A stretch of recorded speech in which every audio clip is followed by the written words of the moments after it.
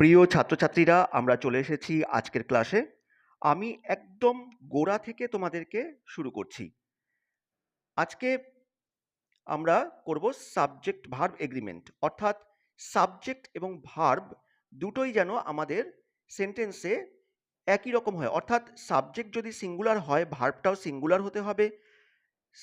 Subject plural হলে ভার্বটাও plural হতে হবে। এখন আমি যেহেতু একদম শুরু থেকে তোমাদেরকে শুরু করছি, একদম বিগিনার্স লেভেল থেকে শুরু করছি, তাই সাবজেক্ট কাকে বলে, ভার্ব কাকে বলে, এগুলোও তোমাদেরকে আমি এখন বলছি। কিন্তু তোমাদের হয়তো অনেকেই এই ছোট ছোট জিনিসগুলো জানা আছে। যাদের জানা আছে তারা ভিডিওটা কিছুটা স্কিপ করে যেতে পারো। দেখো, বলা হচ্ছে সেন্টেন্সকে কে বা হু দিয়ে প্রশ্ন করলে তখন সেটা সাবজেক্ট হয় বা সে সাবজেক্ট পাওয়া যায়। ধরো বলা হলো he is going to school, সে স্কুলে যাচ্ছে। এখানে যদি আমরা হু দিয়ে প্রশ্ন করি, who is going to school, তাহলে এখানে হি পাচ্ছি। তাহলে হি হচ্ছে এখানে সাবজেক্ট। কে বা হু দিয়ে প্রশ্ন করতে হবে। আর ভার্ব কাকে বলে? ভার্ব হচ্ছে যে শব্দটা দিয়ে কোনো কাজ করা বোঝাচ্ছে। এই যে তোমাদেরকে আমি এই সেন্টেন্সটা বললাম হি ইজ গোয়িং টু স্কুল, এখানে গোয়িং দিয়ে একটা কাজ বোঝাচ্ছে, সে যাচ্ছে স্কুলে। তাহলে এই গোয়িং শব্দটা হচ্ছে ভার্ব। আশা করি তোমাদেরকে বোঝাতে পারলাম। এরপরে দেখো, সাবজেক্টের শেষে যদি এস বা ইএস থাকে সেটা প্লুরাল হয়। অর্থাৎ সাবজেক্টের একটা সিঙ্গুলার সাবজেক্টের পরে এস বা ইএস যোগ করে আমরা সেটাকে প্লুরাল করি। আবার ভার্বের শেষে এস বা ইএস কখন বসে? যখন ভার্ব সাবজেক্টটা থার্ড পারসন সিঙ্গুলার নাম্বার হয়, তখন ভার্বের শেষে একটা এস বা ইএস বসাতে হয়। অর্থাৎ আমি কি বলতে চাইছি বলো তো? দেখো, দুটোর ক্ষেত্রে পুরোপুরি উল্টো। সাবজেক্টের শেষে এস বা ইএস থাকলে সেটা প্লুরাল হচ্ছে, আর ভার্বের শেষে এস বা ইএস থাকলে সেটা সিঙ্গুলার হচ্ছে। আশা করি তোমাদেরকে সেটা বোঝাতে পারলাম। এবার দেখো, বলছে শব্দের শেষে C, CH, S, SH, double S, O এবং এক্স থাকলে তার শেষে ইএস আর অন্যত্র শুধু এস হবে। অর্থাৎ তোমরা দেখলে যে ভার্বটা হয়তো প্লুরাল করতে হবে, তার শেষে এস বা ইএস বসাতে হবে। আবার তোমাদেরকে হয়তো দেখলে সাবজেক্টটা সেটা শেষেও বা এস বা ইএস বসাতে হচ্ছে। এরকম যদি দেখো, তাহলে কখন এস বসাবে আর কখন ইএস বসাবে? বলা হচ্ছে যে শব্দের শেষে যদি এই লেটারগুলো, এই যে এই অক্ষরগুলো থাকে, C, CH, S, SH, double S, O, X, এগুলো থাকে, তাহলে ইএস বসাতে হবে। আর না হলে শুধু এস। যেমন ধরো, তোমাকে যদি বলা হয় যে রান, এই শব্দটা যে বাক্যে তুমি ব্যবহার করছো সেটার সাবজেক্ট হচ্ছে থার্ড পারসন সিঙ্গুলার নাম্বার। হি হি সে দৌড়ায়। তাহলে এই যে বাক্যটাকে সে দৌড়ায়, এই বাক্যটাকে যদি তুমি ট্রান্সলেট করো ইংলিশে, তাহলে রানের শেষে তোমাকে এস বা ইএস বসাতে হবে, কারণ হি হচ্ছে থার্ড পারসন সিঙ্গুলার নাম্বার, সে দৌড়ায়। তাহলে এখানে রানের শেষে এস বসাবে না ইএস বসাবে? রানের শেষটা হচ্ছে এন। তাহলে দেখো, এখানে আমাদের কি কি বলা হচ্ছে? C, CH, S, SH, double S, O, X থাকলে ইএস বসাতে হবে। তাহলে রানের শেষে তো এন আছে, এই অক্ষরগুলো নেই, তাহলে শুধু এস বসবে। কিন্তু যদি বলা হয় ডু, ডু এর শেষটা কি হচ্ছে? ও, ও এর শেষে কিন্তু ইএস বসাতে হবে, সেটা হয়ে যাবে ডাজ। গো হলে ইএস বসাতে হবে, কারণ জিও তার শেষে ইএস হবে। আশা করি তোমাদেরকে বোঝাতে পারলাম। চলো এবার আমরা আমাদের এই লেসনের প্রথম রুলে ঢুকে যাই। দেখো, বলা হচ্ছে subject connected by and takes a plural verb. অর্থাৎ দুটো বা দুইয়ের বেশি সাবজেক্ট যদি অ্যান্ড দিয়ে যুক্ত করা হয়, তাহলে ভার্বটা প্লুরাল হবে। আমরা ছোটবেলা থেকে কি জানি? যে সাবজেক্ট যদি সিঙ্গুলার হয়, ভার্বটা সিঙ্গুলার হবে। সাবজেক্ট যদি প্লুরাল হয়, ভার্বটাও প্লুরাল হবে। কিন্তু এখানে আমরা কতগুলো ব্যতিক্রম দেখবো আর কি। যে দুটো সাবজেক্ট সেটা যদি অ্যান্ড দিয়ে যুক্ত করা হয়, তাহলে ভার্বটা কিন্তু আর সিঙ্গুলার থাকছে না, ভার্বটা প্লুরাল হয়ে যাচ্ছে। এখানে একটা উদাহরণ দেওয়া হয়েছে। এক্সাম্পলে বলা হচ্ছে Suman and Arjun R here. দেখো, সুমন এখানে একজনের নাম, সে সিঙ্গুলার সাবজেক্ট। আবার অর্জুনও একজনের নাম, সেও সিঙ্গুলার সাবজেক্ট।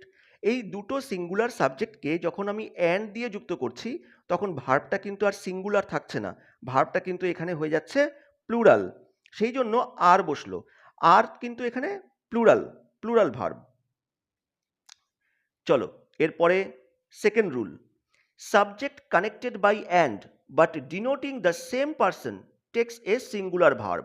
অর্থাৎ 1 নম্বর রুলে যেটা বলা হলো তার ঠিক উল্টোটা বলা হচ্ছে এখানে। 1 নম্বর রুলে বলা হয়েছে যে দুটো সাবজেক্টকে যদি অ্যান্ড দিয়ে যুক্ত করা হয় তাহলে ভার্বটা প্লুরাল হবে। কিন্তু এখানে বলা হচ্ছে দুটো সাবজেক্টকে যদি অ্যান্ড দিয়ে যুক্ত করা হয়, কিন্তু দুটো সাবজেক্টই যদি সেম পার্সনকে বোঝায় তাহলে সেটা সিঙ্গুলার ভার্ব হবে। কারণ দুটো সাবজেক্ট যদি সেম পার্সনকে বোঝায় তাহলে তো একজনকেই বোঝাচ্ছে। দুটো নাম বলেছে, দুটো সাবজেক্ট বলেছে, কিন্তু বোঝাচ্ছে তো একজনকেই। তাহলে সেটা কি করে প্লুরাল হয়? সেটা তখন সিঙ্গুলার হবে। দেখো উদাহরণটাতে কি বলেছে, the headmaster and secretary is here. তাহলে এখানে কি বোঝাচ্ছে? এখানে বোঝাচ্ছে যিনি হেডমাস্টার তিনিই সেক্রেটারি। একই ব্যক্তি দুটো পদে আছেন। তো একই ব্যক্তি যখন দুটো পদে আছেন, the headmaster and secretary is here হবে, অর্থাৎ ভার্বটা সিঙ্গুলারই হবে, কারণ একজন ব্যক্তি তো আছেন। আশা করি তোমরা বুঝতে পেরেছো। চলো এইবার থার্ড রুলে যাই। এখানে বলা হচ্ছে but if the article is repeated then it should be treated as plural noun, therefore the verb should be plural. অর্থাৎ কি বলেছে? এক বা দুইয়ের থেকে একটু আলাদা। এখানে বলছে যদি এই যে আর্টিকেলটা দেখো 2 নম্বরে যে রুলটা বলা হয়েছিল, the headmaster and secretary is here, এখানে হেডমাস্টারের আগে দা ছিল, সেক্রেটারির আগে কিন্তু দা নেই। কিন্তু এই রুলে বলছে যে যে দুটো সাবজেক্ট আমি ব্যবহার করছি দুটোর আগেই যদি আলাদা আলাদা করে সাবজেক্ট থাকে তাহলে কিন্তু প্লুরাল হবে। অর্থাৎ সেক্ষেত্রে ব্যক্তি আর একজন থাকছেন না, একটা পার্সন থাকছেন না, তখন কিন্তু দুটো আলাদা আলাদা পার্সন। ঠিক আছে? এখানে কি করা হয়েছে দেখো, the headmaster and the secretary R here, মানে এখানে দুজন আলাদা ব্যক্তি, হেডমাস্টার আলাদা লোক এবং সেক্রেটারিও আলাদা ব্যক্তি, দুজনে এখানে আছেন। তাহলে এখানে কিন্তু আর সিঙ্গুলার ভার্ব হবে না, এখানে ভার্বটা প্লুরাল হয়ে যাবে। তোমরা এই দিকটা খেয়াল রাখবে। আশা করি তোমরা বুঝতে পারলে। এবার আমরা এর পরের রুলে চলে যাব। Subjects connected by and but denoting the same person or same action takes singular verb. Subject যদি অ্যান্ড দিয়ে যুক্ত করা হয় এবং সেই দুটো সাবজেক্ট যদি একই ব্যক্তিকে বোঝানো হয় বা একই কোনো কাজকে বোঝানো হয় বা একই কোনো ভাবকে নির্দেশ করে তাহলে কিন্তু সেটা সিঙ্গুলার ভার্ব নেবে। দেখো এখানে একটা উদাহরণ দেওয়া হয়েছে, উদাহরণটা দেখলে হয়তো তোমাদের কাছে সবটা পরিষ্কার হবে। Bread and butter is my favourite breakfast. এখানে ব্রেড অ্যান্ড বাটার দুটো তো আলাদা আলাদা খাবারের কথা আছে, তাহলে সেটা কি করে তারপরে ইজ বসে? দেখো এখানে তো আমরা ব্রেডটা আলাদা খাচ্ছি না বা বাটারটাও আলাদা খাচ্ছি না, তাই না? ব্রেড এবং বাটার দুটো একসাথে হলে তবেই সেটা আমার ফেভারিট ব্রেকফাস্ট। ব্রেডকেও আলাদা খাবো না, বাটারটাকেও আলাদা খাবো না, দুটোকে যখন একসাথে হবে তখনই সেটা আমার কাছে ফেভারিট হবে। তাহলে যখন দুটো একসাথে নিয়ে কাজটা বোঝাচ্ছে তখন কিন্তু সেটা আর প্লুরাল থাকছে না, তখন সেটা সিঙ্গুলার হচ্ছে। ব্রেড এবং বাটার একসাথে নিয়ে আমার ফেভারিট হচ্ছে ব্রেকফাস্টটা। তাহলে এটা যেহেতু সাবজেক্টটা সিঙ্গুলার হয়ে যাচ্ছে, দেখতে প্লুরাল কিন্তু আসলে যখন সিঙ্গুলার হচ্ছে তখন ভার্বটাও কিন্তু সিঙ্গুলার হবে। ধরো এরকমই একটা বলা হলো, rice and curry dash my favourite lunch. এটা যদি বলা হয় তাহলে তোমরা কি করবে? ইজ না আর? বলো, আমাকে কমেন্টে লিখে জানাও। চলো আমরা পরের কোশ্চেনে যাই, পরের রুলে যাচ্ছি।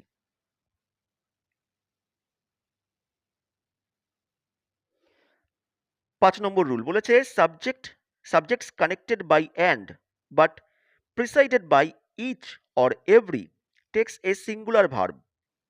অর্থাৎ একাধিক সাবজেক্টকে যদি অ্যান্ড দিয়ে যুক্ত করা হয় এবং প্রত্যেকটার আগে না, একদম সামনে, একদম আগে যে সাবজেক্টগুলোকে যুক্ত করা হচ্ছে তাদের যে একদম আগে যদি ইচ বা এভরি থাকে তাহলে ভার্বটা সিঙ্গুলার হবে।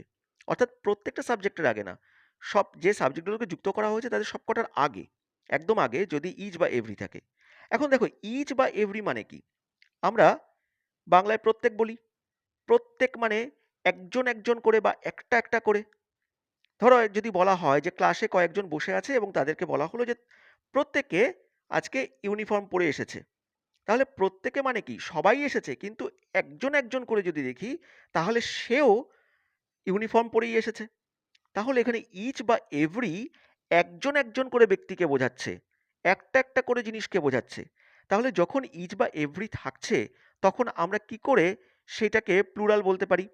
আমরা এখানে যে নাউন বা যে সাবজেক্টটা দেখছি সেই সাবজেক্টটা হয়তো প্লুরাল, কিন্তু তার আগে ইচ বা এভরি আছে, তাহলে আমরা সেটাকে কিন্তু সিঙ্গুলারই বলবো এখানে। দেখো এখানে কি বলেছে, every man comma women and child was happy. তাহলে বোঝা গেল যে এখানে man comma women and child, এখানে হয়তো ম্যান ওমেন এবং চাইল্ডের কথা বলা হচ্ছে, কিন্তু তার আগে এভরি আছে। যেহেতু এভরি আছে সেই জন্য এটা ওয়াজ হলো, ওয়্যার হলো না এখানে, অর্থাৎ সিঙ্গুলার হলো সবটা। চলো এবার 6 নম্বর rule.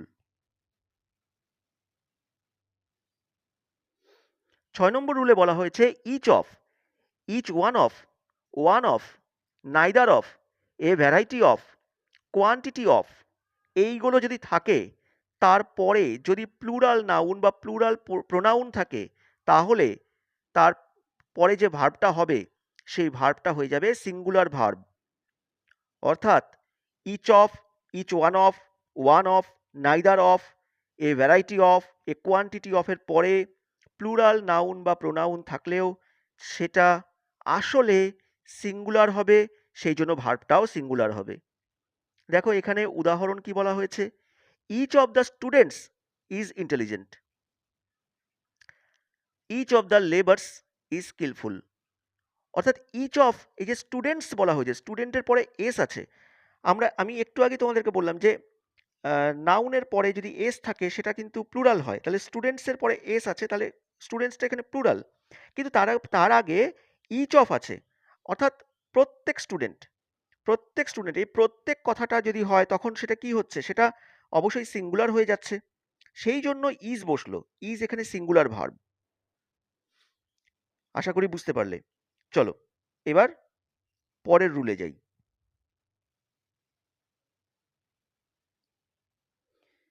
Subjects connected by or, nor, neither nor, either or takes a singular verb.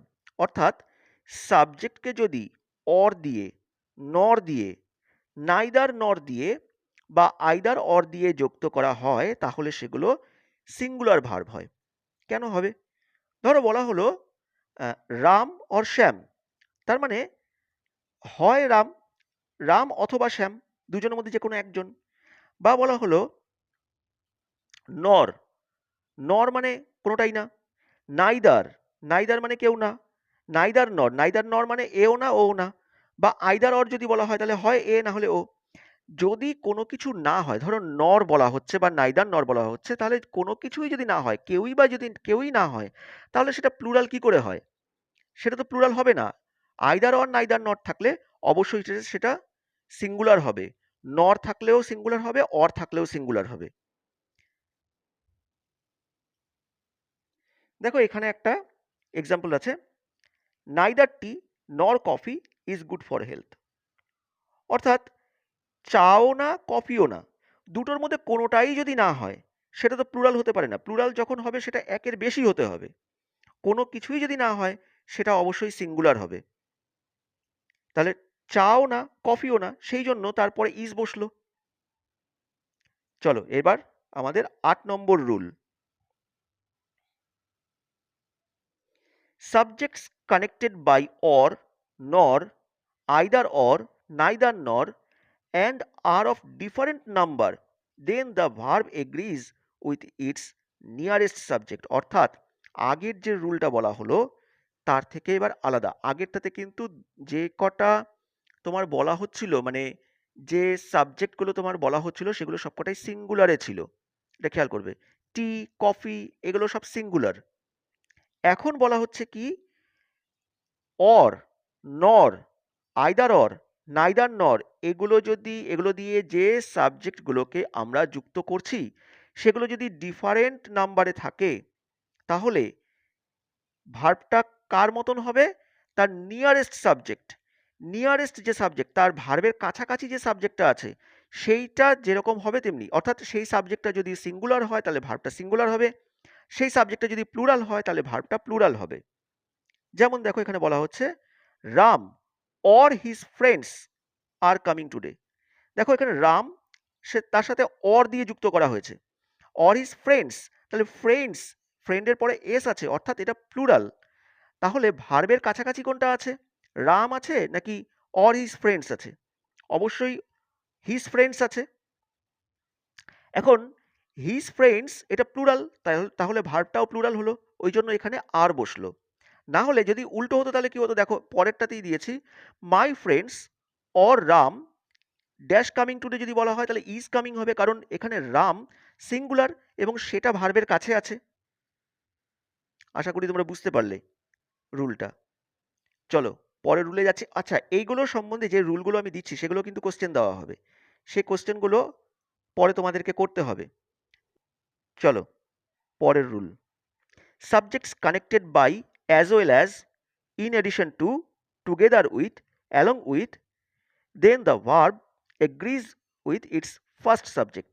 অর্থাৎ আগের রুলটা থেকে একটু অন্যরকম। দেখো বলা হচ্ছে যে একাধিক সাবজেক্টকে যদি as well as, in addition to, together with, along with ইত্যাদি দিয়ে যুক্ত করা হয় তাহলে ভার্বটা কার মতন হবে, প্রথম সাবজেক্টের মতন হবে। অর্থাৎ ভার্বের কাছে যে সাবজেক্টটা আছে সেটার মতো নয়, কিন্তু এটার ক্ষেত্রে ভার্বটা হয়ে যাবে একদম প্রথমে যে সাবজেক্টটা আছে তার মতন। সেই সাবজেক্টটা যদি প্লুরাল হয় তাহলে ভার্ব প্লুরাল হবে, সেই সাবজেক্ট যদি সিঙ্গুলার হয় তাহলে ভার্বটাও সিঙ্গুলার হয়ে যাবে।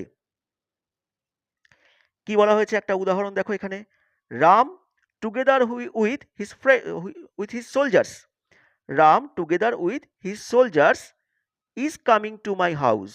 অর্থাৎ এখানে হিজ সোলজার্স আছে, এটা কিন্তু প্লুরাল, কিন্তু ভার্বটা সিঙ্গুলার হলো কেন, প্রথম যে সাবজেক্টটা আছে রাম সেটা তো সিঙ্গুলার, আর টুগেদার উইথ দিয়ে যুক্ত করা হয়েছে, তাহলে প্রথম সাবজেক্টের মতন হবে ভার্বটা, সেই জন্য ভার্বটা ইজ হয়ে গেল। পরের রুল দেখো, half of, most of, a great deal of, plenty of is followed by plural countable noun takes a plural verb। অর্থাৎ half of এর পরে, most of এর পরে, a great deal of এর পরে, plenty of এর পরে যদি প্লুরাল কাউন্টেবল নাউন থাকে তাহলে ভার্বটা প্লুরাল হবে। half of the mangoes এখানে হয়ে যাবে আর গ্রিন। তাহলে half of, most of, a great deal of, plenty of এদের পরে প্লুরাল কাউন্টেবল নাউন থাকলে ভার্বটা প্লুরাল হচ্ছে। আশা করি তোমরা বুঝতে পারলে। আজকে এই 10টা রুল দিলাম, এরপরে যেরকম বললাম তোমাদেরকে আমি কোশ্চেন দেব, তোমরা অবশ্যই বাড়িতে সেই কোশ্চেনগুলো প্র্যাকটিস করবে। এটার কিন্তু আরও রুল আছে, সেই রুলগুলো আমি নিয়ে আসবো। আর তোমরা নিশ্চয়ই জানো যে অ্যাম আর ইজ হচ্ছে সিঙ্গুলার, ওয়াজ সিঙ্গুলার, আর হচ্ছে প্লুরাল, ওয়্যার প্লুরাল। সেগুলো তোমরা জানো বলেই আর এই ভিডিওর মধ্যে আমি আলাদা করে সেগুলো বলিনি। আশা করি তোমরা বুঝতে পারলে।